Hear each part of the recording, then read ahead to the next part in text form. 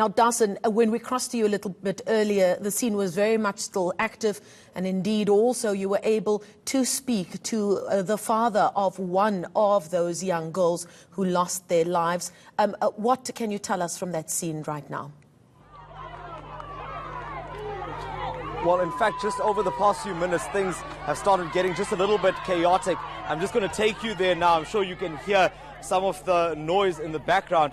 What's happened here is that this community, after that accident, has now become very angry over this, over the issue of taxis in this area. So what they've done is they've now started blocking this road. This is on the opposite side of where that accident was, and they're doing this in full view of police. In fact, let me just go up to sorry.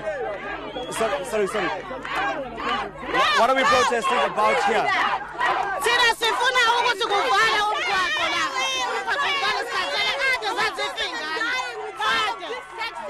We're really tired of this taxi. So what must happen to the taxis? We must ban them and the drivers. We must ban everyone.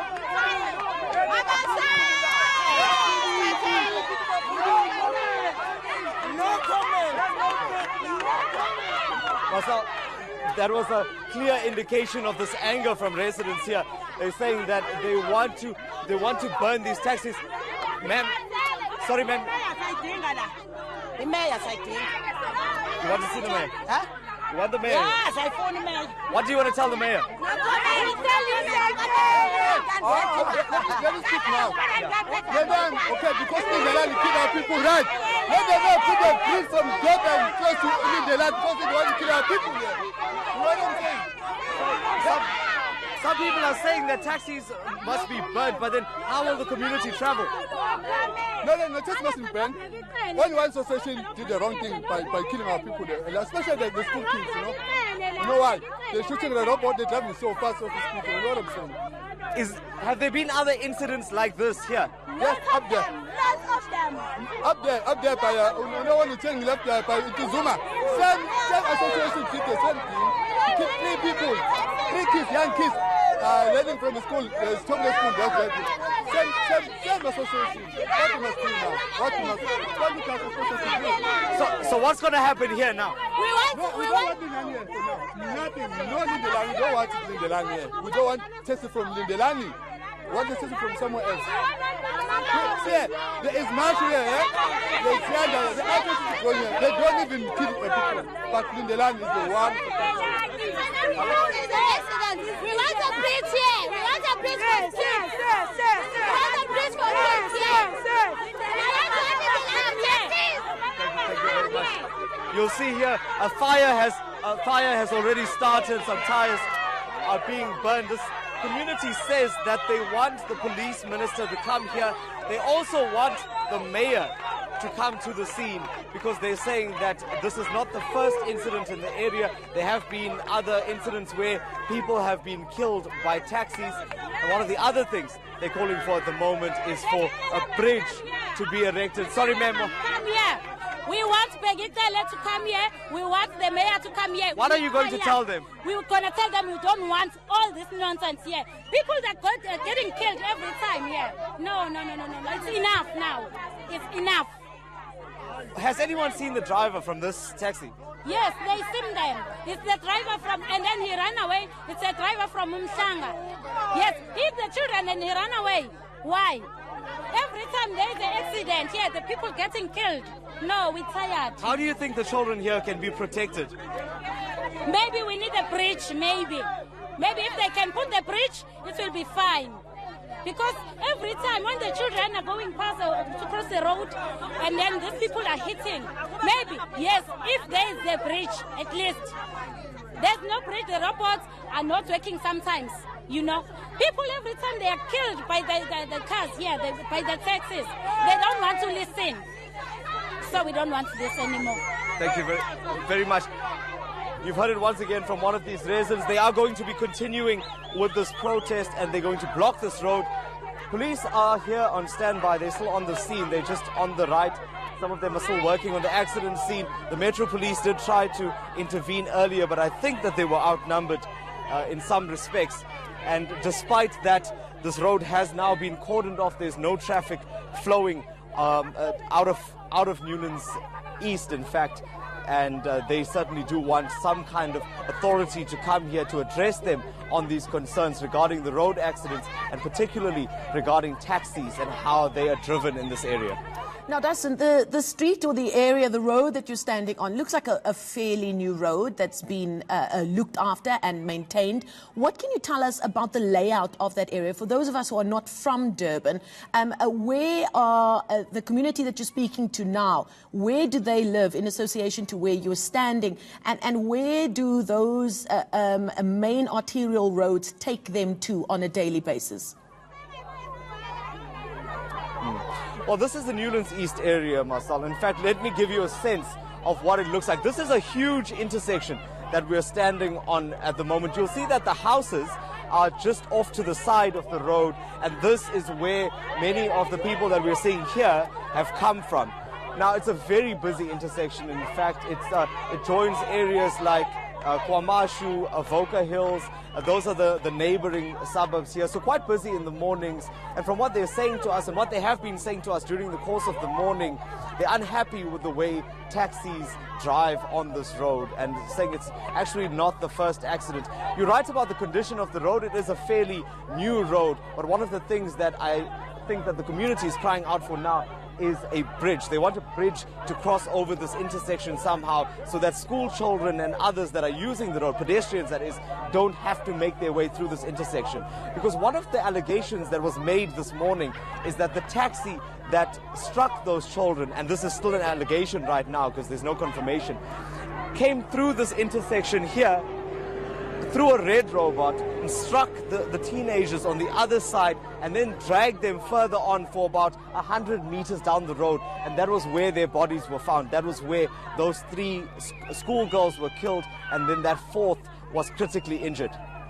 Now, we see in the background to where you're standing, the Metro cops, as you said, are there on the scene, obviously now keeping an eye on residents who have threatened to, or have already said light to tires that were set up there. The irony being that the community is asking for the police or the Metro police to have a bigger presence there to look after issues within that very busy traffic area. Have we heard anything from the police in terms of the whereabouts of that taxi driver and what they have done in the few short hours after this accident has actually happened?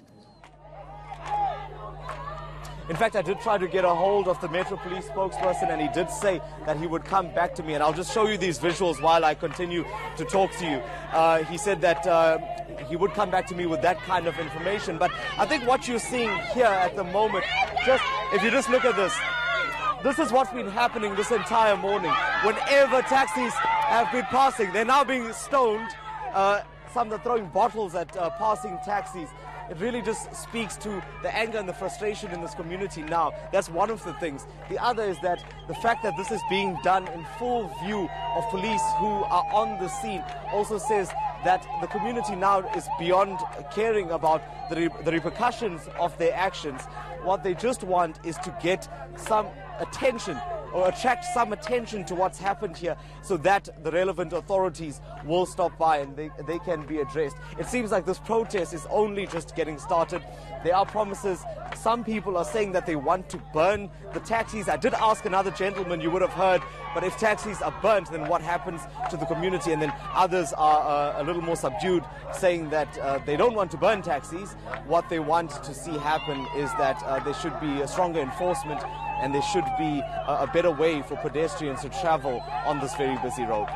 What do we know about the public transport options that people living in those areas have? Are taxis the only way for them to get around, and indeed also on foot? Because what we're having here is a picture being painted of issues that we've seen across South Africa, where many South Africans only have a few options available to them to get both to school and to work. What do we know about that area and the access that they have to public transport? Well, taxis here, as they are in many parts of South Africa, are the primary mode of transport. Look, there are other options, and once again, I'll just walk a bit closer to this protest. There are other options which include trains and buses here. Now, the challenge that these communities have especially here in Newlands East and Kwamashu and the area surrounding, is that taxis are generally seen as the fastest way to get somewhere. But at the same time, on the other side of that coin, it's also taxis that we often hear about being in accidents and many patients injured at the same time, sometimes 18. There's also issues around overloading, and this is certainly not a new issue. It's certainly not an issue that's exclusive to Durban or this area that I'm in. It's something that happens all over the country. But it really is a catch-22 situation, because although trains and buses are available, like I mentioned, they are sometimes take a lot longer, and they don't necessarily stop in convenient places. They can't be accessed from just outside the homes of people. So really, at this point, law enforcement officials and even the eThekwini municipality authorities really have a tough situation on their hands, because they now need to address these very real concerns of these residents around issues of safety, but at the same time need to understand that the public transport system in Durban is not fully developed. So taxis that are sometimes not in a great condition are still an integral part of that system. Now, we're talking about very vast background issues that have been issues for a long time. But at the heart of the story is three families that this morning lost three young South Africans. Three teenage girls have lost their lives, one of whom, a friend of theirs, we assume, is still fighting for her life in hospital. You were able to speak to a father of one of those girls earlier. Remind us about the emotions that he shared with you earlier this morning.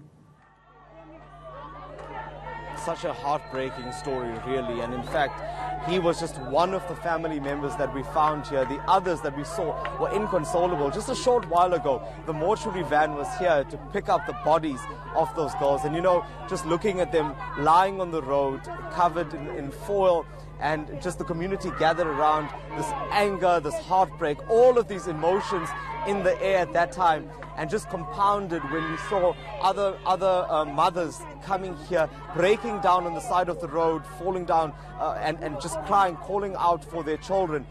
After that, the gentleman that I spoke to, Tulani Mchali, his daughter arrived here, and she just broke down and collapsed in the center of the road. She just couldn't believe it. She was calling out for her sister. Her father, who himself is also dealing with all of these emotions, had to come up to her and try to console her, eventually taking her away, taking her off the scene. And I think the timing was just really, really bad, because as they walked along, that was when the mortuary van was leaving. And in fact, she just broke down even further. Let's just get a little closer while I continue to tell you about that story. You'll see that this fire is now burning, and it's unclear exactly what police are doing to stop it at this point. Marcel, just to continue that train of thought, paramedics then had to intervene and go and check up on these family members. You'll understand that the trauma is really so significant, more so because the bodies of their children are really on display here on this road. The last time many of them would have seen them was when they were leaving to school this morning. I think we're going to leave it there for now. Our reporter Dasan Tathia coming to us from a scene of a horrific accident in which three teenage girls lost their lives.